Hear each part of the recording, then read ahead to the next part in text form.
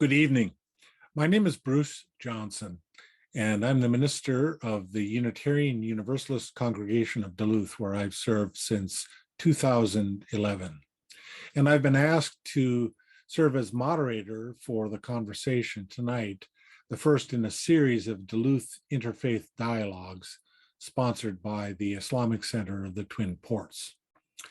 As stark divisions and bitter polarization become increasingly evident within our society, those of us who belong to faith communities believe that many resources for solutions to these divisions and rising tensions lie within our faith traditions. It has become more urgent now than ever for us to reach into our traditions to find those resources and to share them with one another. So again, many thanks to the Islamic Center of the Twin Ports for initiating this process. We hope there will be many more conversations and continuing dialogue in months to come. So here's how it will work tonight. Each panelist will have a chance to present their initial response to the challenges facing us. They'll have about 15 minutes apiece, and then we'll open it up to questions from those who are viewing online. If you have a question, please type it into the chat box. I'll be monitoring that chat, and we'll deal with as many questions as we can in the last 45 minutes of our meeting tonight.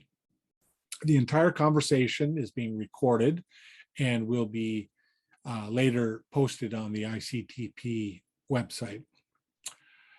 So finally, I should say that the panelists will be speaking for themselves, not necessarily reflecting the position of others in their particular faith communities.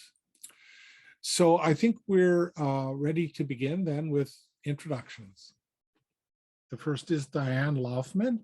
Dianne is the lead pastor of First Lutheran Church in Duluth. She came here from the East Coast, where she had previously served in Jersey City, New York City, Philadelphia, and Wilmington, Delaware. And she's served in the roles of settled, interim, and redevelopment pastor, and as assistant to the bishop. She's lived in the African-American community, serving a multicultural church, and she's also lived in a multicultural neighborhood while serving an African-American congregation. She's led services where half of the attendees were Hindu. And she's married to Dr. Eric Heen, who's a retired professor of Greek and New Testament at the Lutheran Philadelphia Theological Seminary. They have two grown sons who attended public school in Philadelphia, including one that she helped to found, the Wissahickon Charter School, an environmentally based K-8 school. And I have to say this because she wrote it down. She remains a Philadelphia sports fan, although that's not always easy. So thank you very much for being here tonight, Dianne. And why don't you, if you're willing to give your presentation now, then we'll wait and I'll introduce our speakers in turn. Sure. Thanks, Bruce. And thanks, Nick, for inviting me to speak and for starting these dialogues. I think Dianne, it's important. If it's okay, I'll give you like when you have 5 minutes left, give you a signal like that if you happen to catch it. Okay. Is that okay? I don't. Yeah, that's fine. Yeah, that's good. Yeah. So with this topic of cancel culture, as a pastor, I know what it is to be canceled.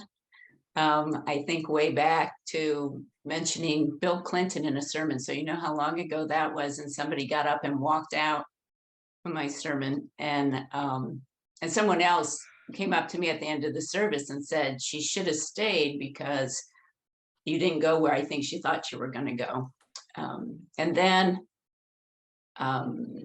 served, it was actually the Black church I served in Philly, and there was parishioner, a man who didn't think women should preach. So when I'd get up to preach, he'd leave the sanctuary and be out in the narthex. I am happy to say the Spirit worked once because my sermon drew him back in. So he came back in the sanctuary. And then here at First Lutheran, I preached about Colin Kaepernick, if you remember, the San Francisco 49er football player who knelt during the national anthem. So I preached about race, and a couple got up and walked out and wouldn't, and that was the end. I did try and, of course, I called them. That's what a good pastor does, but they refused to speak to me. So I know what it is to be canceled, and that's not a good feeling. And it's not something I hope that I know of that I do to other people, knowing what it feels like, and knowing that that creates more division rather than bringing healing in the conversation that we need. So a couple stories. John Van Noordstal was a Lutheran preacher, and he was long ago, before my husband was there, the president of the Philadelphia Seminary, Lutheran Seminary. And I read a sermon of his once, and it always stuck with me, that he was serving a church, and some parishioners invited him and his wife over for dinner. And on their way, they hit a deer. This was before cell phones, so they couldn't call and say, we're going to be late. So they had to take care of however they took care of that. And then they went on to the people's house, and when they rang the bell and they opened the door, and John and his wife said, so sorry, we had to stop for a deer. Well, the people were just stealing all night. It was just a very uncomfortable evening, and long, because they were so steely. And so then when they finally finished dinner and John and his wife were leaving, they said, again, we're really sorry that we hit that deer. And the couple said, dear, we thought you said you stopped for a beer. So I think John's point was, he was writing to preachers, his sermon to preachers about, oh man, doesn't matter that we preach, because people hear what they want to hear.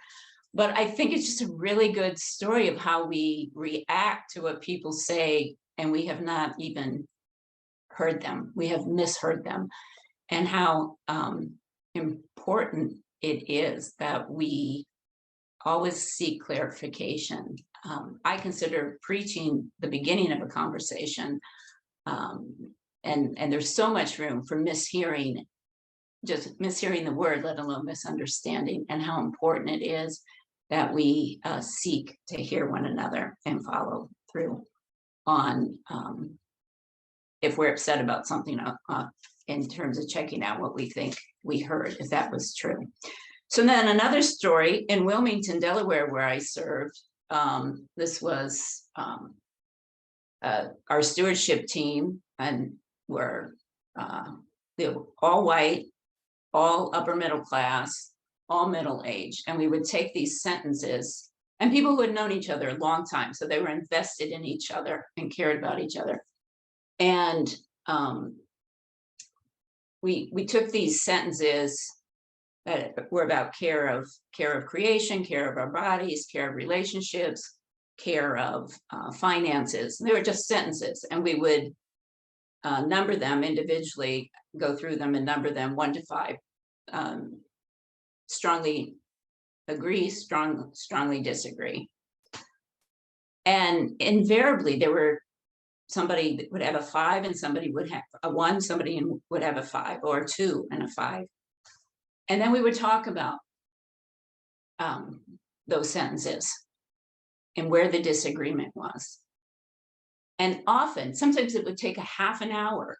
They were rich conversations, but we would discover that we didn't disagree, but it was just the one word we heard. Like, this person heard this word and it took them in a whole different direction. And this person didn't hear that word that way, or heard the overarching theme. And again, similar in background, similar in values, invested in each other, caring about each other, invested in understanding, because part of a faith community together. And it would take a half an hour to get to the point of understanding why they heard his one sentence differently. So now to go to Jesus. So a few weeks ago, I guess last month, there was the passage was Jesus giving being asked, what is the greatest commandment? Love the Lord your God with all your heart, your soul, your mind, and your strength. And leading up to that, everyone is throwing questions at him, and they're disingenuous questions. They don't really want to know the answer. They don't really want to grow. They don't want to learn themselves or learn about Jesus. They're just trying to trap him and catch him up. A gotcha moment. We have a lot of that going on in our society right now. It just seems like such a passage that's so rich for today, where people are not sincere in their conversation with each other, and they want to trap him. They want him to get arrested. They want to kill him. But in the midst of all these people, and it goes through the whole chapter that way, and at the end, in this conversation about the commandment, there's one scribe who has been listening, and he steps forward and says to Jesus, "You have spoken well," and gets into this conversation. And my congregation's gonna be sick of me with this story because it's just so grabbed my imagination right now. I keep bringing it up all the time because because of the context, which I think we have the same context now, of people trying to trap each other and get one another and cancel each other, but also because it's so hopeful to me in terms of that one scribe, and that I think we're called to be like the scribe in terms of being open to hearing, to really listening, to being willing to grow and to learn, and to ask authentic, genuine questions. And on the other side of it, I think that's why we speak. And why we speak publicly, or our Vision Council was, we're reading the book White Fragility, and people were talking about speaking up when people say things that are shaming, dismissive, racist, you name it. And I think we speak for the hope of the one scribe.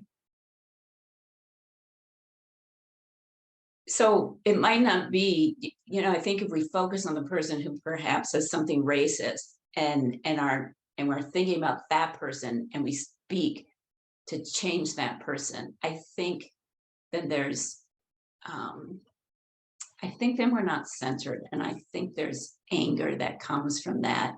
But I think when we speak and we realize we're speaking for the sake of the one who is open, for the sake of the child who's in the room, for the young person in the room, for the person who's searching. That's why we speak. We speak for the one who's going to come forward and follow up and know that we're safe to have conversation with. Which brings me all the way back to the Kaepernick sermon. There were other people who thought I shouldn't have preached about that. Of course, they didn't tell me that, it just came through the grapevine, right? But, and there were people who told me they loved the sermon and they wanted to jump up and down and cheer. And I don't think, neither of those matter to me. That's that binary thinking, right? Neither of those positions mean anything to me. What meant something to me were there were two families that came up to me, and one said, "You gave me something to think about." And another family said, "You helped me think about that differently."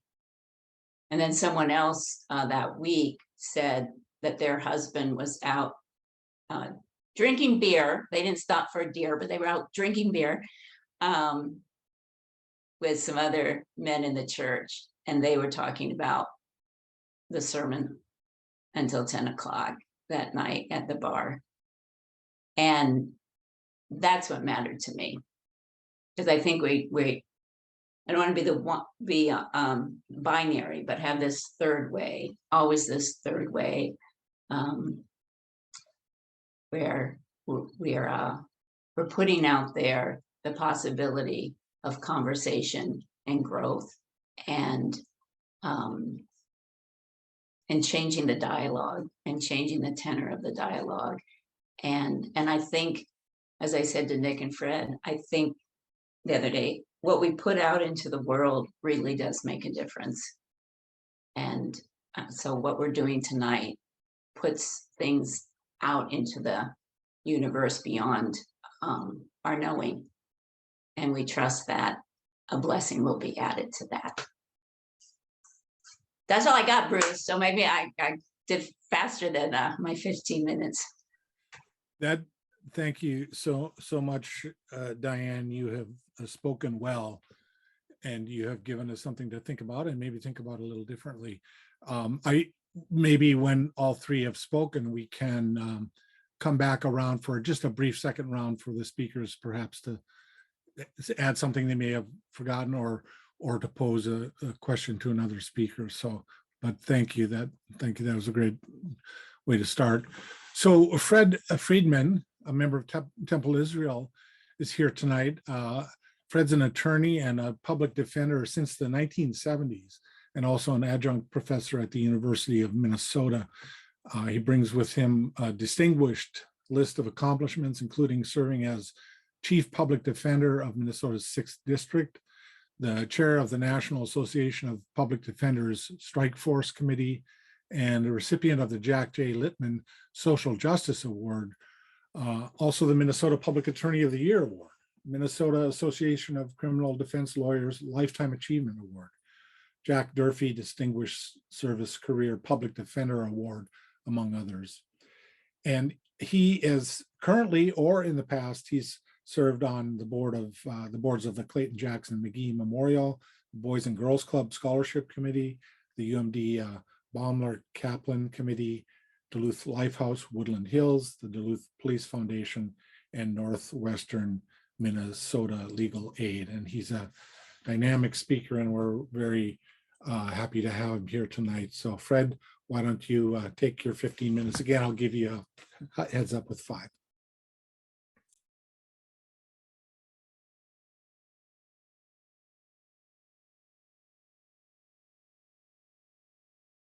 I was telling you, Fred, that you're still muted, and I was muted as I was trying to tell you. So thank you, everybody. It's my honor to be here.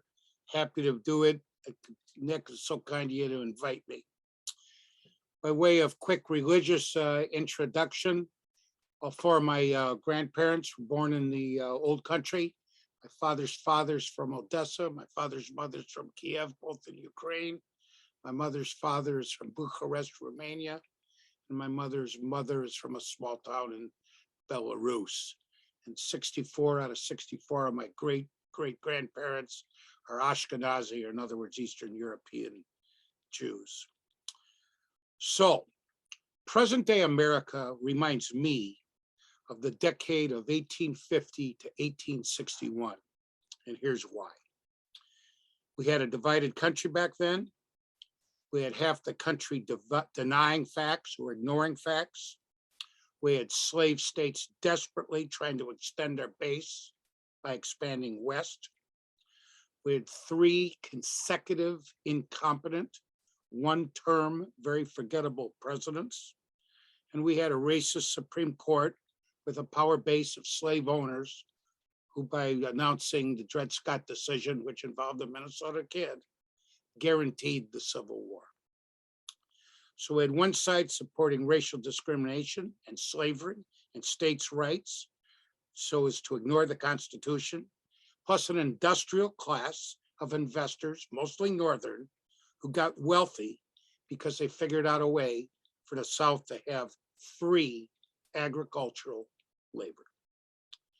On the other hand, today, we have a charismatic, cultish personality who uses short answers, shorter slogans, and scapegoats to blame us for our problems. And despite a civil war 150 years ago and dozens of patriotic songs we all know by heart, we remain two countries with opposing values, opposing cultures, with no resolution in sight. The hard truth, friends, is that we have complex problems and always developing social and natural and physical sciences who are constantly searching for answers and attempting to solve social injustice, police misconduct, global misconduct, and this global pandemic. The truth is, these problems cannot be solved with a slogan. I want to say that one more time. The truth is, these problems cannot be solved with a cute slogan. It seems to me our challenge is, can we work together without attacking each other? In other words, what I like to say, attack the argument, not the arguer. But my question is, what is the solution when a voice in public or on social media, which has changed everything, says something that's racist or bigoted or homophobic or hateful, including anti-religion or where you're from or what you believe in or whatever? Personally, I do not endorse cancel culture over a film star or an athlete or somebody I know through work or socially. I don't endorse cancel culture when it is about political differences. But hatred is not about politics, and too many people claim it is. Hatred is not about politics. It's about hating your brother and your sisters for how they look or worship or their health or their sexual preferences or where they came from.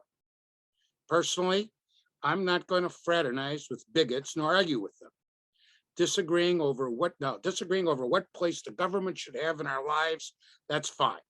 But that's a long way from saying slavery was not that bad, or saying the Holocaust never occurred, or that I personally know what's best for women's health choices, or people that support putting children in cages along our southern border. That's not politics. So I ask, when and how do you turn the other cheek, to borrow from the New Testament, and when do you not? And secondly, how do you put an end to blaming a crime on a demographic group? Let me give you examples. Muslims didn't cause 9/11. 19 people who misinterpreted the Quran caused 9/11, all right? Catholics did not cause the Inquisition. The bosses in Portugal and Spain and a couple of popes at the time caused the Inquisition, right? And there's example after example of that. Jews did not drop bombs on Palestine. The Israeli army did, all right? So let's put the blame where it belongs on individuals and not specific ethnic groups, regardless of what the group is. So I'll end by saying, how do we put a stop? How do we put a stop? And this is not talking about faith, religion, why you're all here tonight. How do we put a stop to claiming that any one religion has the only corner on morality and the only corner on eternal life? And only your faith or my faith, as somebody else interprets it, is the answer and the only answer. Faith can be a great asset, and I believe can get us out of this mess. But exclusivity, in other words, saying it's my way or you are my enemy, will destroy our country for sure. That's all I got.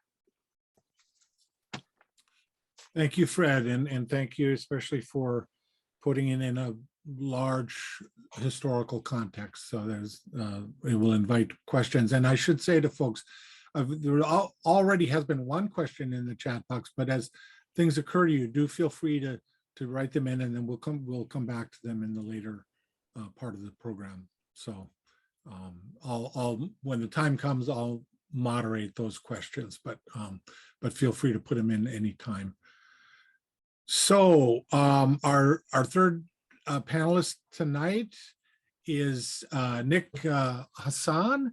Nick is on the board of directors of the Islamic Center of the Twin Ports, and which is, I understand, the only mosque north of the Twin Cities in Minnesota.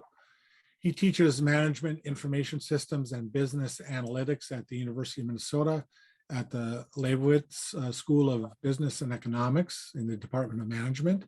And he's lived with Nani, his wife, in Duluth for the past 19 years, has 6 kids, all of them grown. And he is himself continually studying Islam and the Quran to share with his family and friends. So, Nick, your turn. All right.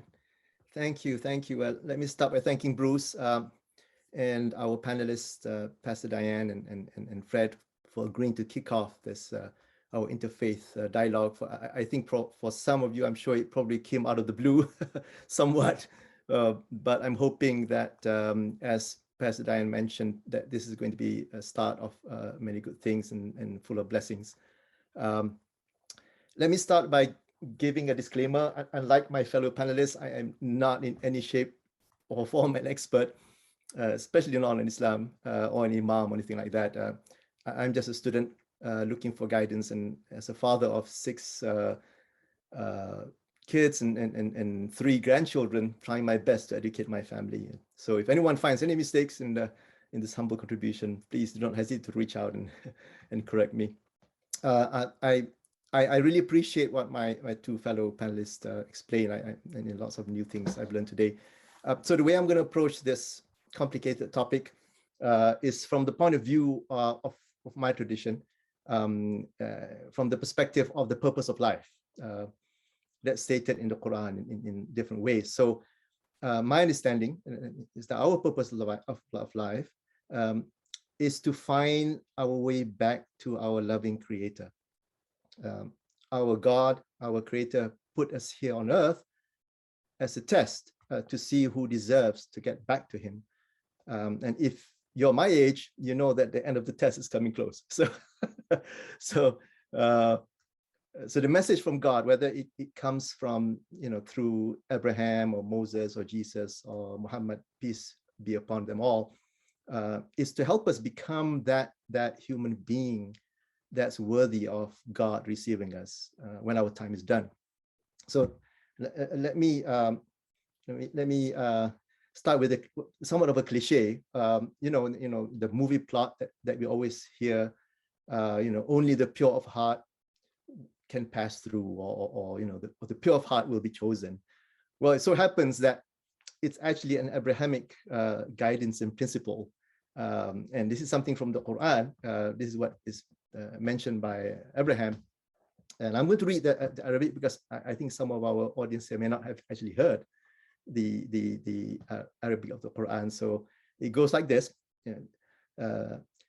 ولا تخزني يوم يبعثون يوم لا ينفع مال ولا بنون إلا من أتى الله بقلب سليم. And the rough translation is, Abraham is praying to God and he's saying, and do not humiliate me on the day mankind will be raised, the day when wealth and sons will be of no benefit, except whoever comes to God with a pure heart or heart at peace.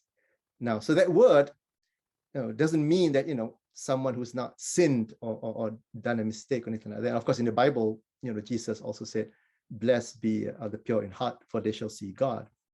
I'll let the experts here, perhaps mention many times. It's mentioned in the pure of heart things, many times mentioned in the both Old and New Testament.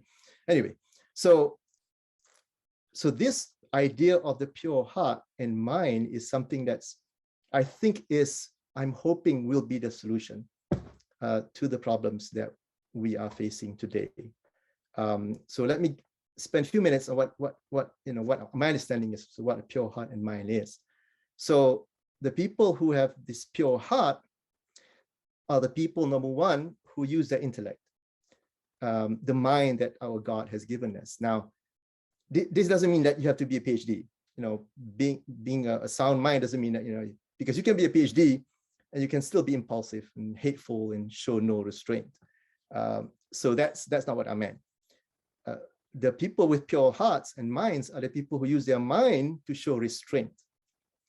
They're also called people of ulil nuha in that expression, which means that the people of prevention, you know, who prevent themselves from stupidity, from evil, and from being controlled by the emotions. In other words, these people, they are able to control their emotions. Their emotions don't control them. Another expression that's mentioned in the Quran is to describe these people is lidhi hijr. In other words, their heart is like a rock, like a boulder. So what that means is that, you know, when somebody's thinking is good, their thinking is like a rock. It doesn't budge. It doesn't waver from the truth, regardless of the pressures that may come from the inside or from the outside. So this term, this term of being of sound mind and pure heart, it means the Arabic word is lub. It's interesting. The word lub describes the inside of a fruit. So inside of a fruit is soft and delicious. So the lub of the fruit is that delicious part that gives the fruit its value.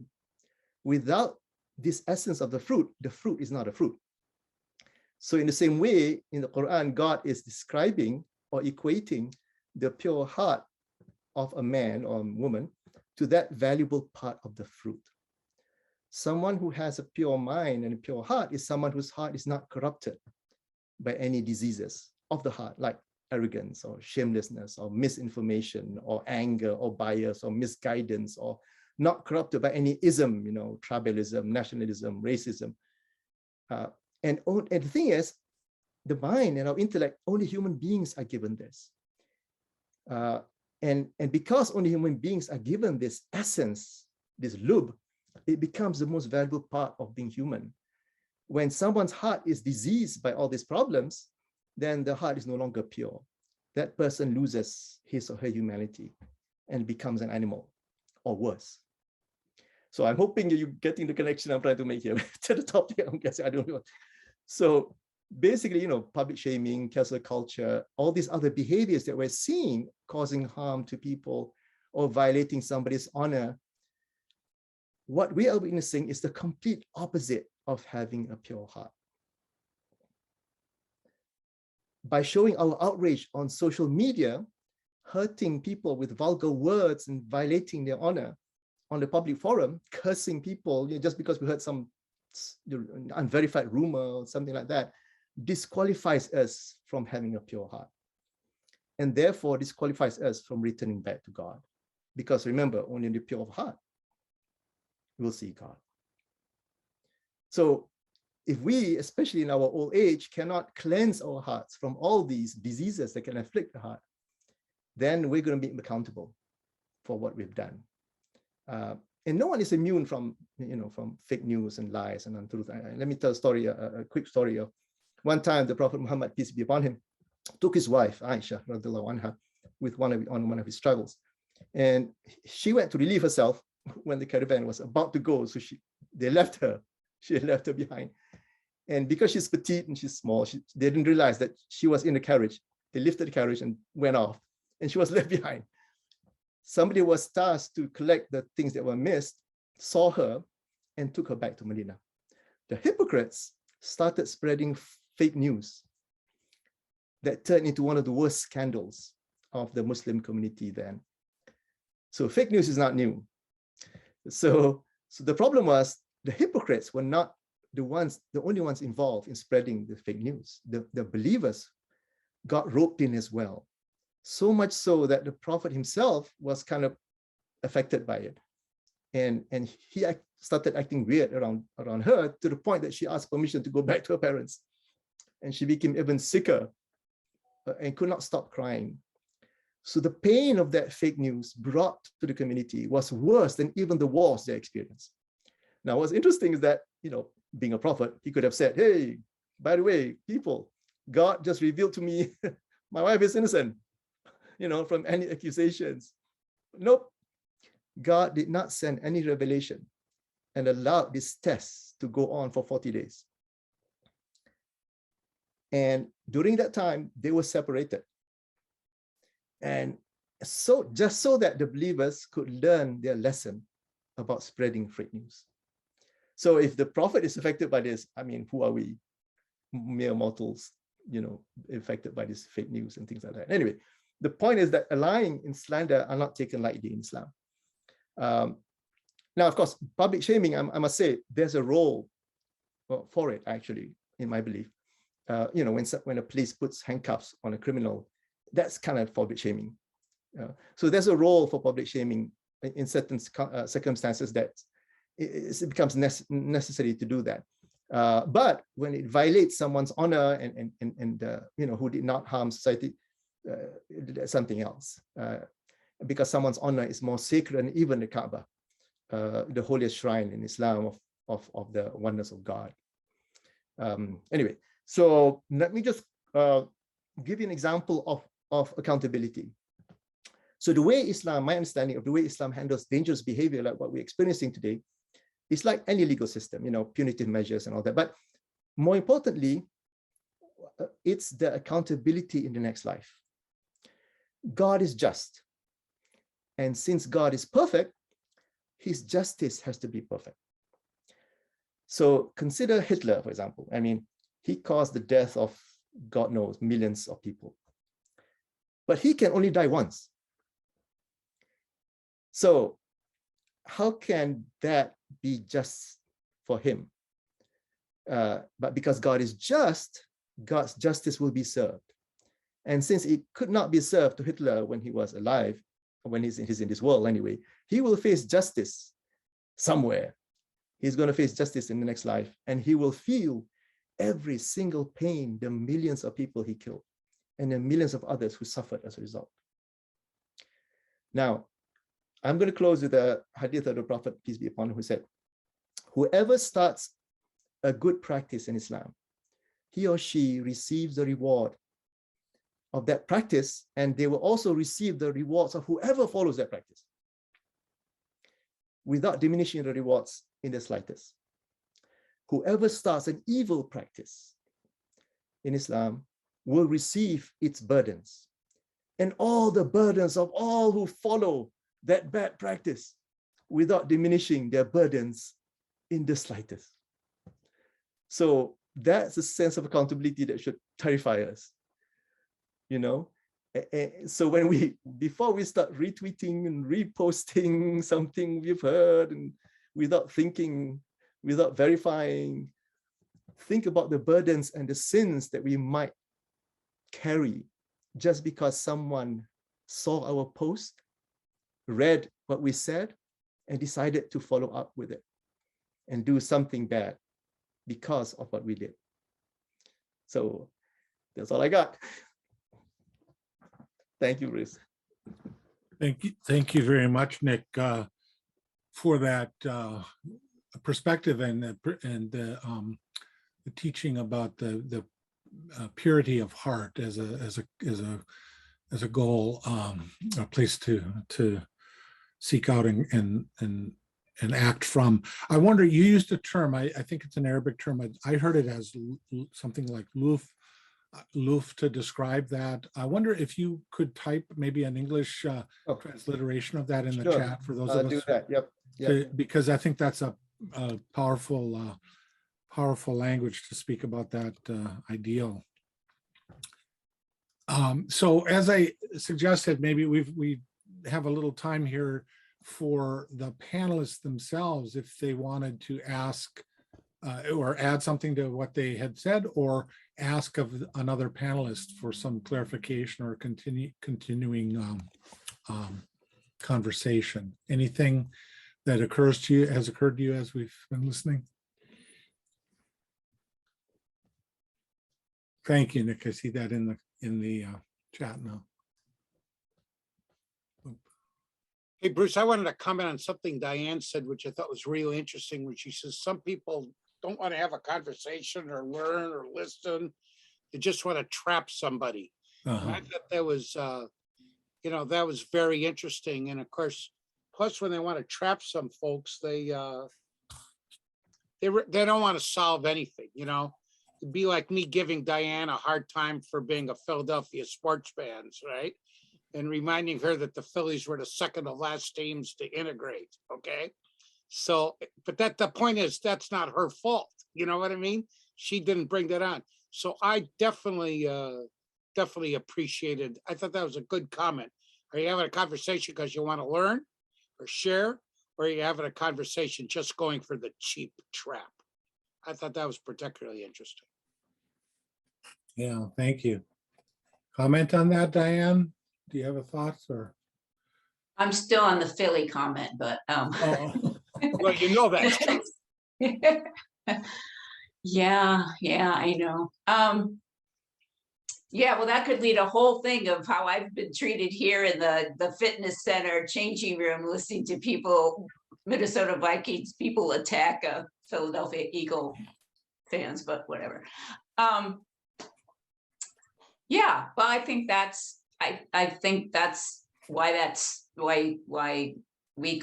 we call scripture a living word, is because it is true. So that story, and again, it's why I keep bringing it up all the time, since I just heard it so differently this year when it came around, and just went, wow, that is just like, we are living in that context of so many people not listening and just trying to catch one another up and then use that against them. Yeah, there's just no interest in learning from each other, and then therefore coming together for the sake of the whole. I mean, there is that, because we're doing it now. So I don't want to say, so I mean, that's what we have to offer, because we certainly aren't seeing it in our politicians for the most part.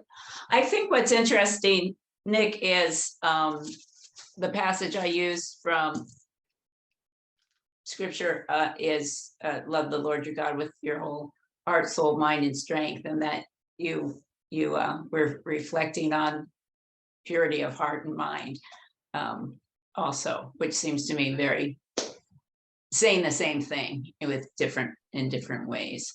But my understanding of Christianity is and this could lead us in the whole direction we don't want to go, but I think of the transformative power is forgiveness and love, and less the threat of punishment. And I think of a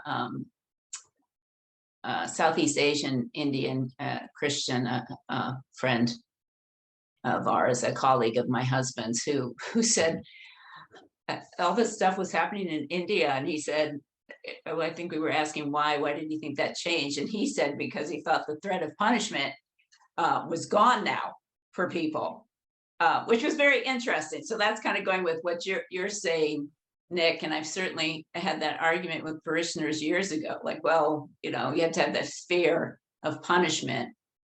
I think Christianity says the opposite of that it's what changes us is not the fear of punishment, but a radical love and forgiveness. Dick, you commented about the purpose of life. I'd like to convert that, if I could, to Judaism. Judaism believes that the purpose of life is tzedakah, which is Hebrew for good deeds.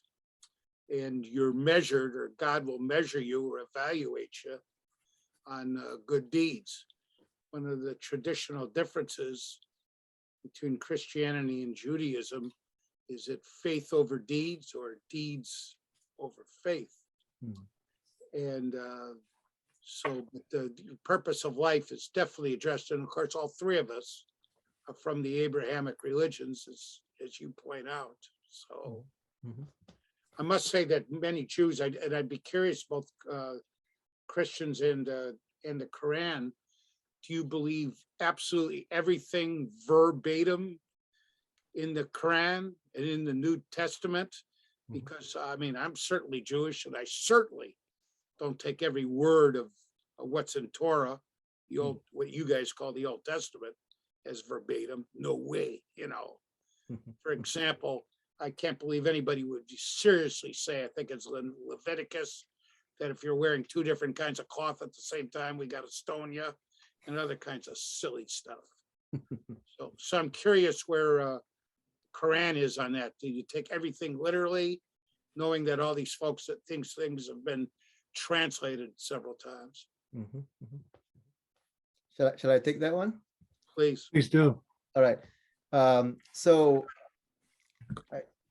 first, let me just comment on Diane's statement. I really appreciate what she mentioned just now. The thing about the Quran. Oh, hang on. Before I say that, let me just say, Fred, you mentioned, do you have to choose faith over deeds or deeds over faith? I like to think that both of them are required equally. In other words, you can't have faith without good deeds, and you can't have good deeds without faith. So it's kind of together. But anyway, so as far as the Quran is concerned, the thing about the Quran is that it's probably, this is my knowledge, and again, my knowledge is not to be, I'm not too proud of it, but it's probably the only scripture that we have today that we can trace its origins in its original language right back to the source of the revelation. So with that in mind, what's interesting is that and that language is actually a language that is alive. In other words, it's a language. So both the scripture as well as the language of the scripture both are alive, so which is kind of unique. And for many reasons other than that, obviously, the Muslims do believe that the Quran is to be taken verbatim. Now, with this disclaimer, though, taking the Quran verbatim is not the same as interpreting it verbatim. That's not the same thing. So, for example, let me just give you a simple example here. In the Quran, God describes the birth of a baby. Iqra bismi rabbika alladhi khalaq, khalaqal insana min alaq. It goes. So anyway, so that verse says, read. This is the first verse that was sent down to the prophet. It says, read in the name of your God, who created mankind from a hanging leech. So now, for somebody who's like, what? Hanging leech, because that's literally what alaq means. And alaq is something that hangs. And it is leech-like. Now, the thing is, what is it that hangs and is leech-like? It begins the creation of human beings. It's the fetus. Now, of course, that was not known by the Muslims for thousands of years until modern medicine came into the scene and opened up people, and embryology and all that came into and describe it. And so anyway, I guess my point is that the letter of the Quran is taken literally because there's so much wisdom in it, and it's not translated really, because translation, you get lost in translation. So little jewels like that get lost if it is translated. And because it was maintained, we now discover, 1,000 years later, whoa, that's what it was talking about. It's talking about the fetus.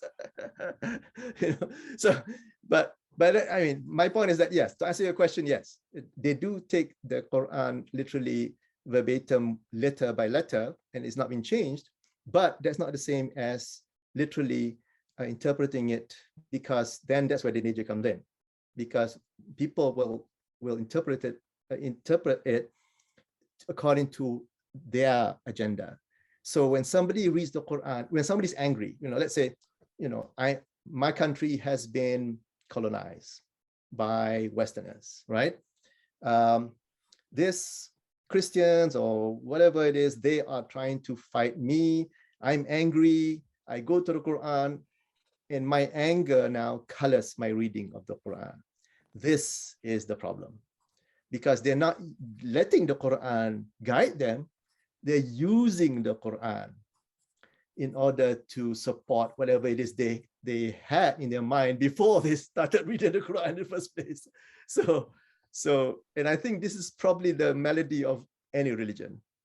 When you start reading scripture with anger, or you start reading scripture with, then that's where the problem comes in. Now, back to what Dianne was talking about, I love that that when you talk to someone, you shouldn't be talking, you shouldn't be disingenuous and talk to someone because you want to trap them, right?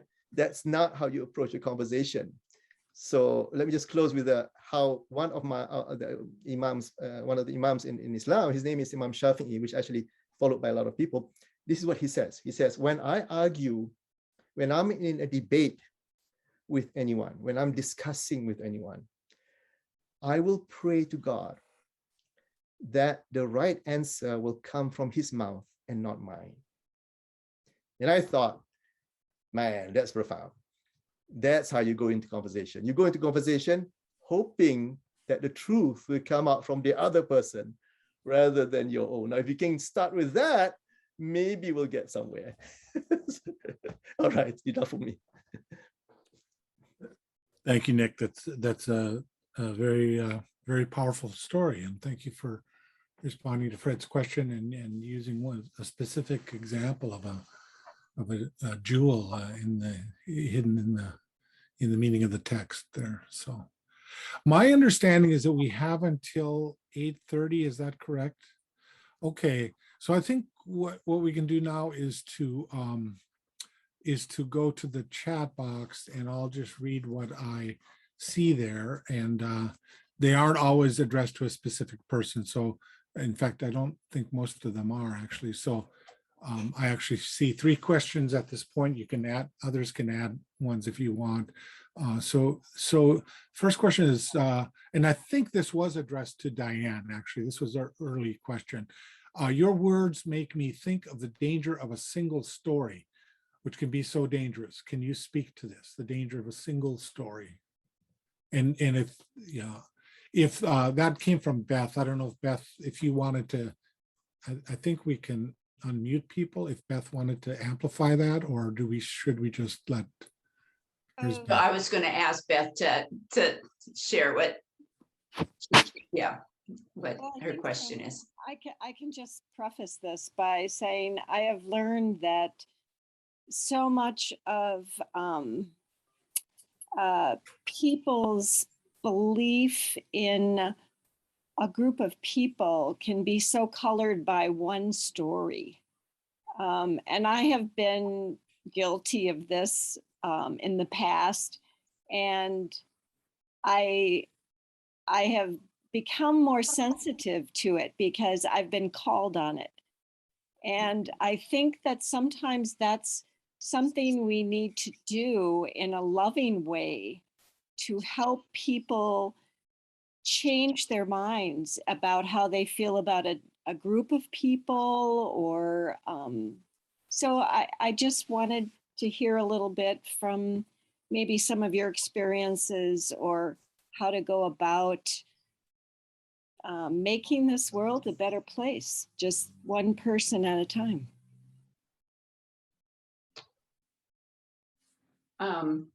Well, I think what you're talking about, I would, as I just tell stories, as you might have figured. But a couple of years ago, I whatever was said unleashed this whole argument, anger from my brother and my sister-in-law, and it was around race.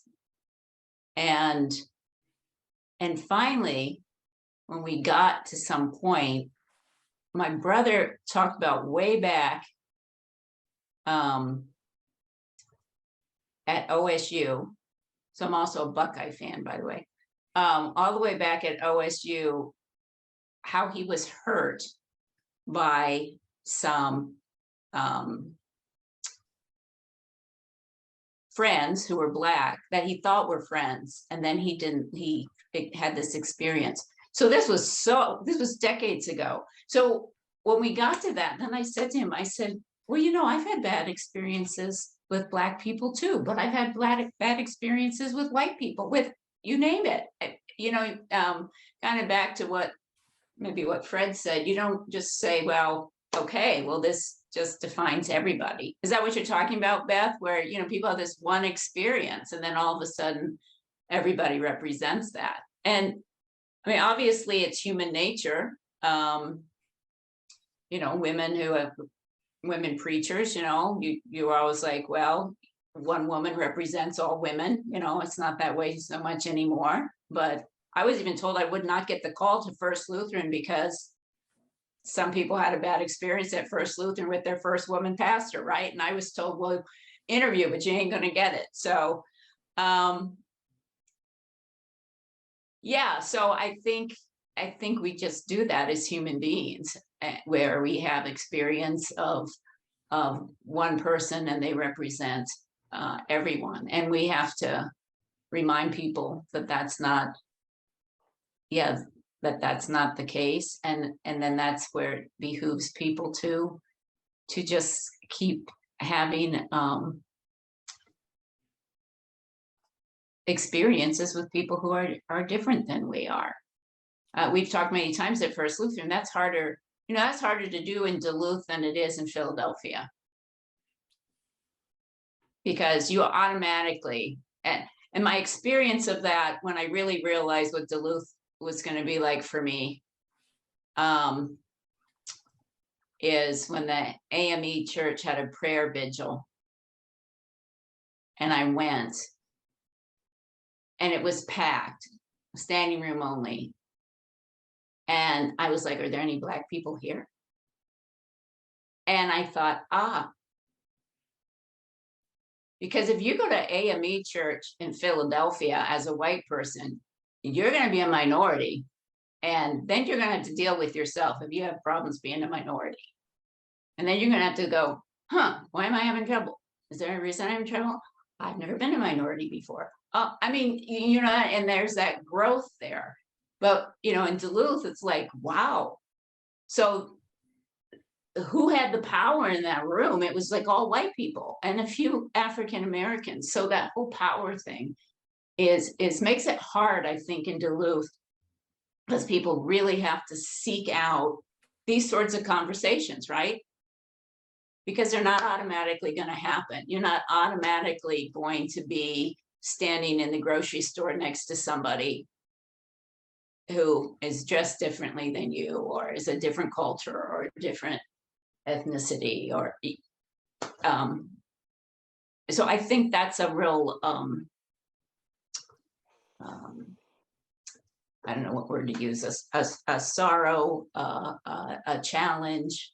I'm glad to see there are a couple people from First Lutheran here, including Beth, who always seeks out these conversations.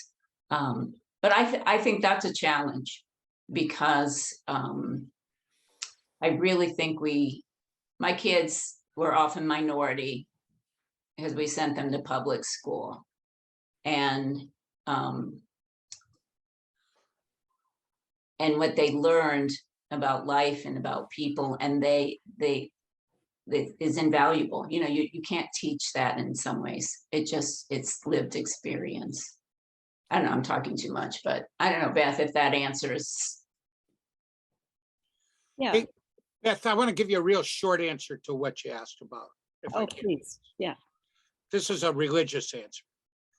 The reason in Torah, which is the Old Testament, that you cannot convict somebody of a crime unless there's two witnesses is exactly this.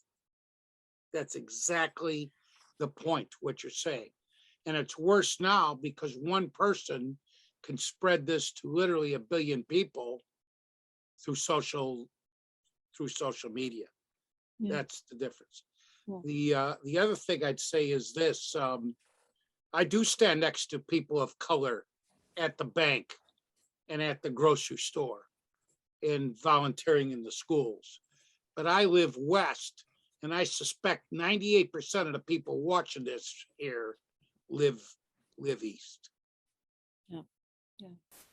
I think the ultimate example for people living in Duluth of the power of a single story is the mob action that hung 3 Black men in Of course. Duluth in Of course. 1920.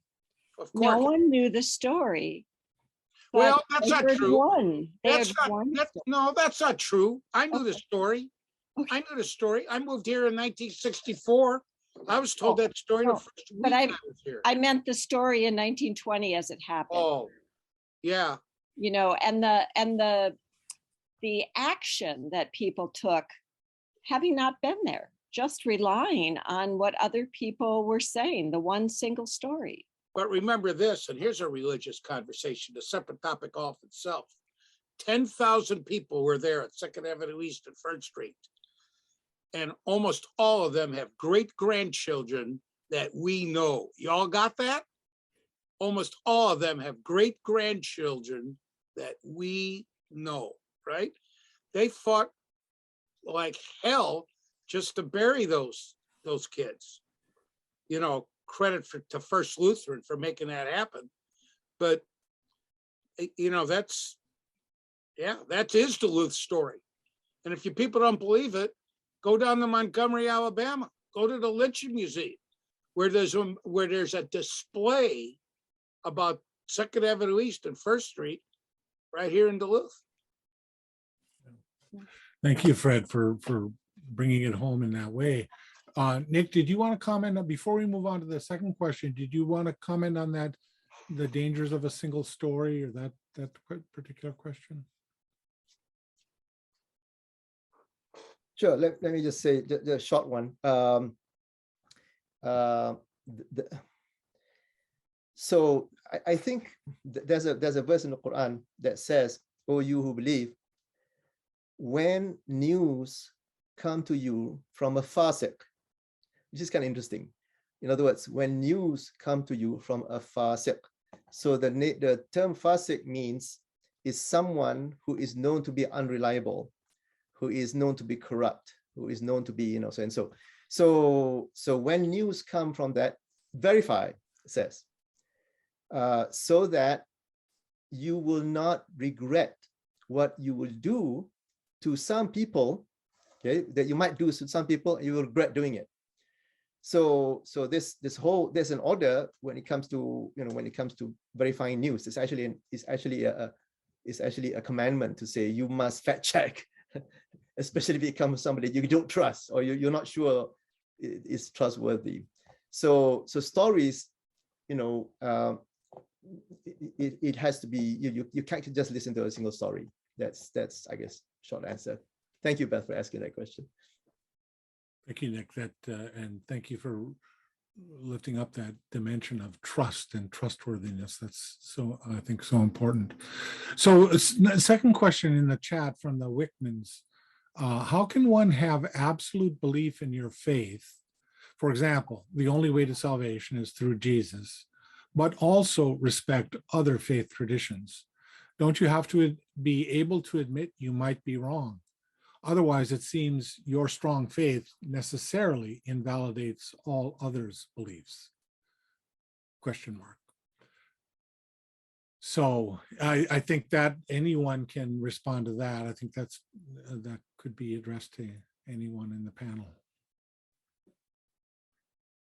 Of course you have to admit you're wrong. That's the whole point of it. Nobody has a corner on the only way uptown or whatever. Of course you got to admit there's wrong, right? Yeah. I mean, hey, I'm a big guy on Matthew, and I'm sure what the Gospel of Matthew was written 80, 90 years, according to the scholars, after Jesus was crucified. But I'm a big guy on, I mean, Matthew's the guy that quoted Jesus as saying, clothe the poor, feed the hungry, visit people in prison, visit the sick. But he also said that the blood of Jesus is on Jews, which has only caused 2,000 years of hell. And we'd be a lot better off if that sentence was not in the gospel according to Matthew. We just were, right? Because you could see folks all over Europe in the 30s and 40s, including on the night of Kristallnacht, quoting that. Or misquoting that, take your pick. Yeah, I mean, our congregation is reading, I'm not reading it, but the congregation, different groups are reading it, Love Without Limits. And to me, that's who Jesus is, that you love without limits. And the person who wrote the book, the publishing company, she had a chapter about loving her Muslim neighbor and a chapter about loving LGBTQIA community. And the publishing house said that she needed to remove those two chapters in her book called Love Without Limits. So she changed publishers and went to Lutheran publisher. So to me, that's love without limits is love without limits. And then we could get into a whole conversation, what does it mean to be, to love? And it is to be open to the other and to be transformed. So I think it's just in the stories I was saying, how open are we to hearing? It's like I love that line you said, Nick, pray the truth comes from the other person, not yourself. That's a really risky thing, right? It makes us vulnerable. It means we have to be really, really open to being transformed. And then there's this phrase, holy envy, that came from Krister Stendahl, who was the dean of Harvard Divinity School and actually was my husband's mentor. But and he just said, we have to find what you envy in other religions, that's the way that because there are things that if you learn to about another faith and what to respect it, and you'll find things that, wow, I wish we had that. I wish we did that, and to love that and learn from that so to me, that's what faith is about. And I think so much of what is promulgated as Christianity, sometimes I listen to the radio and they say, this is a Christian point of view. And I'm like, what? No, it's not. I think, as I say to my people all the time, we are culpable if we do not speak up. And I think I serve a congregation where a lot of people don't want to impose their faith on other people, so that's good. But what's not good is if you don't speak up about your faith, then people think this caricature, in my opinion, and of what Christianity is not challenged. So there's so many people who have dismissed Christianity based on what they think it means given our society and the religious right. And that's not my understanding of who Jesus was, nor what Christianity is. So in that way, we need to be, as Christians, need to be vocal about a Jesus who is love without limits. Thank you, Dianne. Thank you for bringing up Krister Stendahl. I also had the privilege of studying with him, and I like his idea of holy envy that you mentioned. I wonder, would you be willing to share as an example of an instance where you have a holy envy in that sense of something from another religious tradition that might help give it some concrete? Wow, I've actually worshiped with people of all different backgrounds.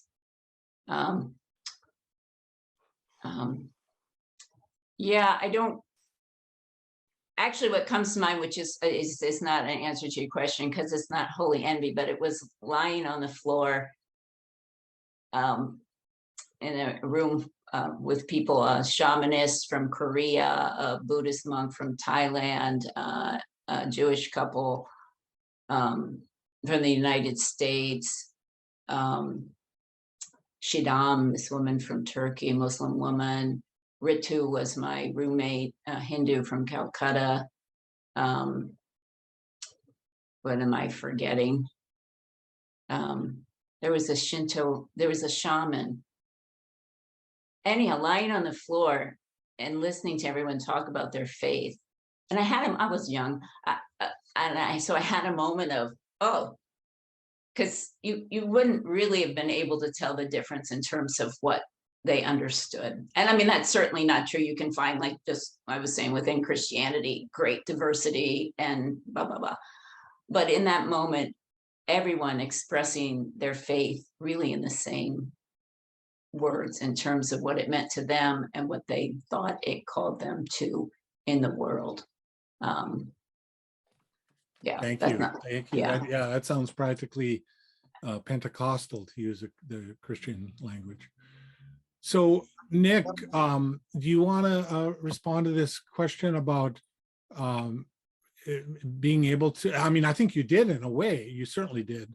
But this, just if there's anything more to say in response to that question about. Yeah, thank you, Fred, for asking that. It's a tough one, but I think this is how I would understand it and how I would handle it. There are two problems when it comes to, whether you feel that you're the only one that's right, therefore everybody else is damned. And I would be the first to admit that in many ways the Muslim communities also suffer from that problem. Hey, if you're not Muslim, that's done for you and so on. So the problem with understanding it that way is that it's really a misrepresentation of the understanding of faith. So the way I take that is this, and the way I guess from my understanding is that every single person is of course created by God. And because he created us, he has given us everything that we need in order to find truth, because otherwise he would not be just, right? If he didn't give us all we need to find the truth, he has to. And that is given to us in our innate fitrah, it's called, in our innate nature. We have that. We believe that there is a God, and we yearn for God. This sort of thing. All these things are already in us when we are born, regardless whether we are born Christian or Jew, or it doesn't matter. We are born with that. That is in Islam called the first shahada, the first proclamation of faith, meaning that as we were born, we're actually born with that natural innate nature. Then we grow up, and then we learn other traditions. If we nurture that innate nature well, in other words, what good is good, what's bad is bad, we do what we do, we're kind to people, we keep on doing that, God will guide us to the straight path because we are loyal to that innate nature that God gave us. That is really what matters, rather than the label that's put on us. The problem with most people today, in my humble opinion, is that we use the labels. Hey, you're Christian, you're Jew, you're Muslim. The moment you slap a label on someone, that creates a picture, that puts a mental image, depending on the experiences of each of those persons. And that's the problem. So that's why in the Quran, God said, Laysal birra, goodness, he said, is not that you face west or east. It is not your label that makes you good. It is not your superficial action that you proclaim to others that make you good. What makes you good is what really you are as a person, the genuine person you really are, regardless of your label. Because the only one that can judge you is God. No one can judge you, because every single thing that we do, have done, any thought that comes across our head can only be seen by God. So therefore, the only one that's qualified to judge us is God. This is the reason why in the Quran, it says, وَلَا تُزَكُّوا أَنفُسَكُمْ. Don't you ever purify yourself. And now that doesn't mean that. It means that don't you ever means that don't you think that you're really that good? Don't you think that you are, pure? We have to struggle to cleanse our hearts, but don't you assume, have the arrogance to think that you are, that's it, you don't have to worry about it anymore. You're saved, everything is okay. So that's a form of arrogance, meaning that everybody else is below you and you're the only one that's and Islam, that is one of the highest. Interestingly, that's one of the highest or greatest sins. The greatest sins is actually arrogance. And if you have a mustard seed of arrogance in your heart, the Prophet said, you will not enter paradise. Just a mustard seed is all you need of arrogance in your heart to disqualify you from being saved. So when you realize that, whoa, I better respect people. I better not, I won't look down, talk down. I mean, you might make mistakes, of course. Nobody's perfect, but at least that puts a barrier on thinking that you're always right, or this certain label of people is always wrong, and so on. Because remember that only God can judge, and you can't. So that's how I would approach that question, and leave it to God to make the appropriate judgment. Do not presume these things, because you don't have authority to do it anyway. So anyway, that's just my little response to that. Thank you, Nick. Yeah, for reminding us again of that necessity of a kind of humility and prevention of arrogance. So there are two questions left in the chat. We have about 12 minutes, and my sense is that one of the questions is actually large enough that it might be worth considering an entire program on it. I'll just read it to you. It's because I don't think you could do justice to this in 12 minutes. Could all three panelists describe, this is a piggybacking on Beth's earlier question, could all three panelists describe the concepts of forgiveness in each religion and expand in the context of wrongdoing by public figures / leaders and allowing room for growth? That's a wonderful question. It's a large question. I wonder if that might even justify a whole program. That was from Muaz. So in order to do justice to that, I mean, what do you think? I mean, do you want to, the other question is, again, a follow-up. Rumors spread, mob mentality. Why do you think they happen and cause so much pain and hurt while allowing no room for growth, even when it can be shown that the mob itself might be entirely unjustified? So, Well, Bruce, I'll give a short answer to that. The last one, the one I just read. yeah. Why don't we take that one up? Because people won't change their mind. They're too prideful. They're too full of arrogance. They're not going to change their mind. The perfect example is the one of our two political parties threatened with death, threatening with lynching the vice president of the United States. They got all the tapes. Now they denied that the whole thing ever happened on January 6th. People won't change their mind. Plus, we have demonstrated in America that if you repeat a lie often enough, people start believing it. So that's a short, quick answer. People will not say I'm wrong. They will not apologize. They see it as weakness. They won't say I got it wrong. And they want to just repeat the same old nonsense. And what you said, people of character won't step up and say, so-and-so, you're wrong. You're wrong on that. And we see that all the time. Because frankly, and here's the truth, people are more interested in getting reelected than telling the truth. And a lot of them make sure there's photo ops on them on Sunday morning for a few minutes at church. That's my read. Yeah. Thank you, Fred. That, you used the word there, I think, about apology, which was kind of implicit in the last question about admitting you're wrong too. But if I hear you correctly, you're saying that the problem is that people just won't do it. Right.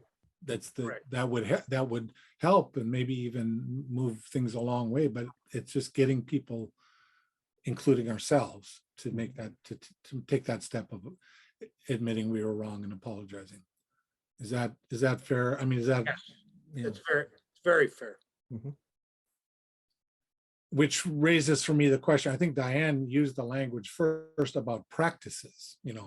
It's not it's not always about beliefs as much as it is about practices. And I think all three of the traditions represented here have embedded within their traditions practices of, rectifying wrong and apologizing and forgiveness and so on. And maybe that is a much larger discussion, but I think it may be relevant to this question about, for lack of a better term, mob mentality. Well, the forgiveness book, and I don't know if Fred has read it, Simon Wiesenthal's The Sunflower. I have.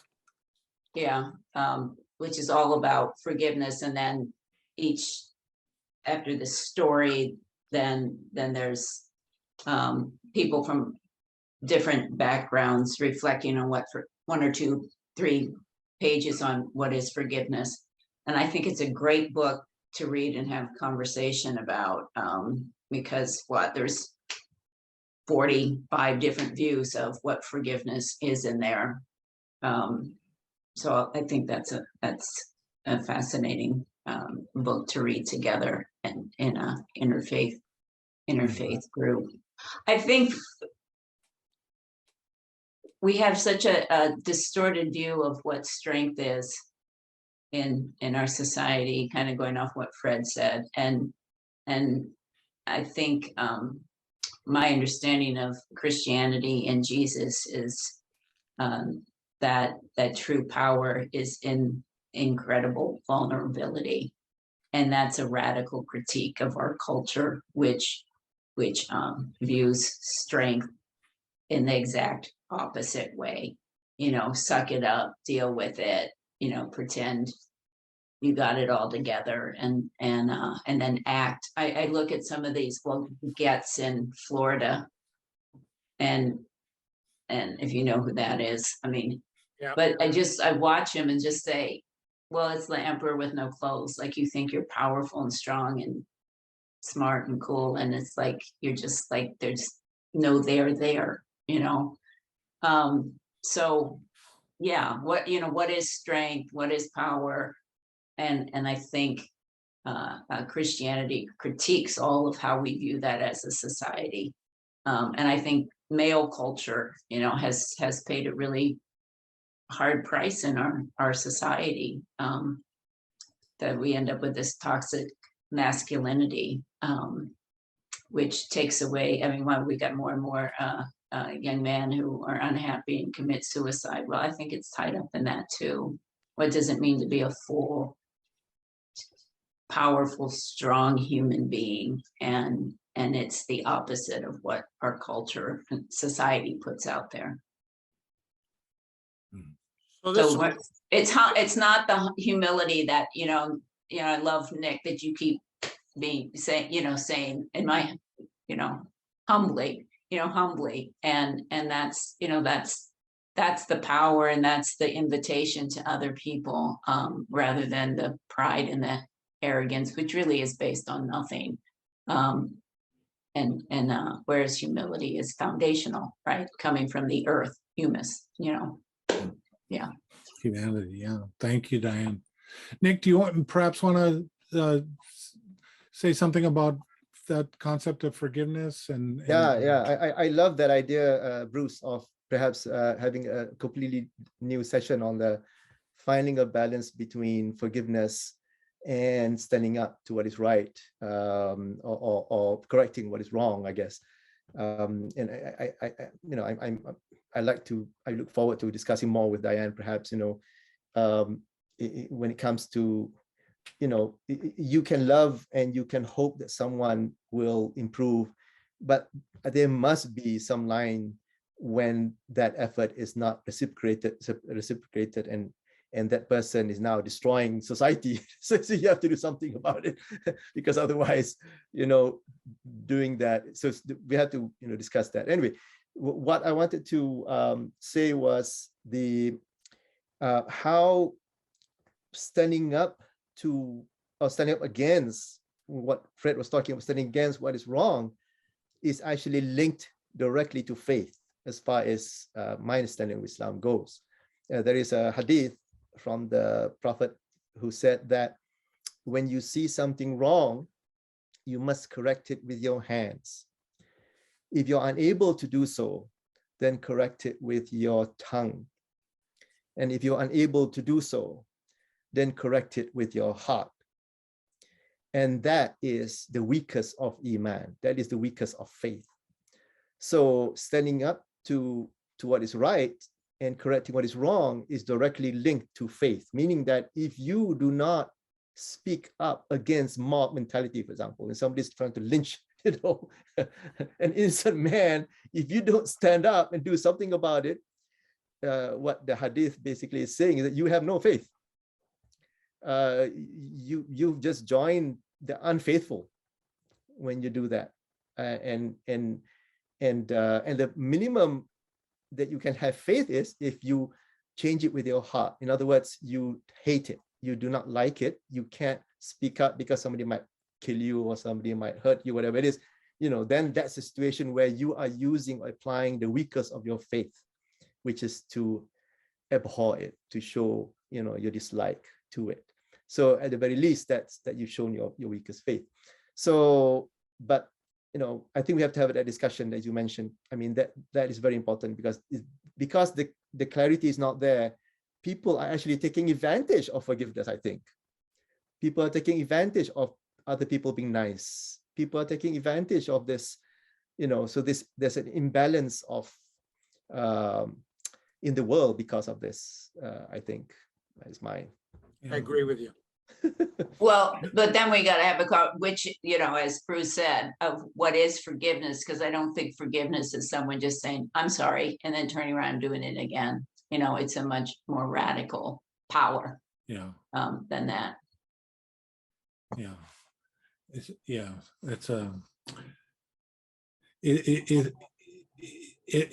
this I think sometimes in some traditions it's described as the tension between justice on the one hand and mercy on the other, that those somehow belong together. They're in a kind of creative tension with one another. You can't have one without the other, but sometimes one is dominant. One of those hands becomes dominant, justice and mercy, or justice and compassion. Right. Which might take the form of forgiveness, but yeah, this has been such a rich conversation, and you all have. I know that people have been listening. Listening was mentioned early on as such an important key, to listen to each other, to listen carefully and with an open heart. And I trust that we've done that tonight. And those of you who've been on the panel and the questioners, just wonderful. Gone right to the heart of the matter, I think. So Bruce, before you end, can I just say something, because sure, please do. Everything starting out of the blue here. Can I just ask, having a quick opinion, everybody? I mean, I know that we kind of started this rather abruptly, but do you think we should spread this word of this discussion, and because when I was trying to get people, to respond, I of course do not know, people out there as many as you do.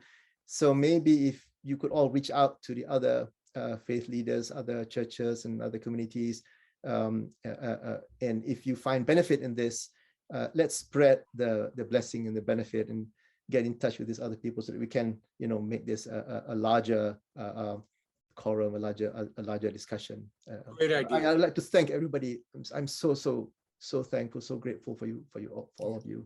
Well, thank you for taking the initiative with this, and I certainly hope we can continue.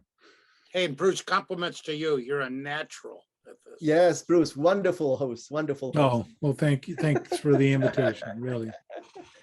So, all right. I guess you're the host, so I'll leave it to you to close the meeting. All right. Thank you so much. Thank you, everyone. And please have a restful night. It's going to be storming later, so keep safe. Right. Yeah, be careful. keep safe and healthy. Take care, everybody. You too. Bye. Bye.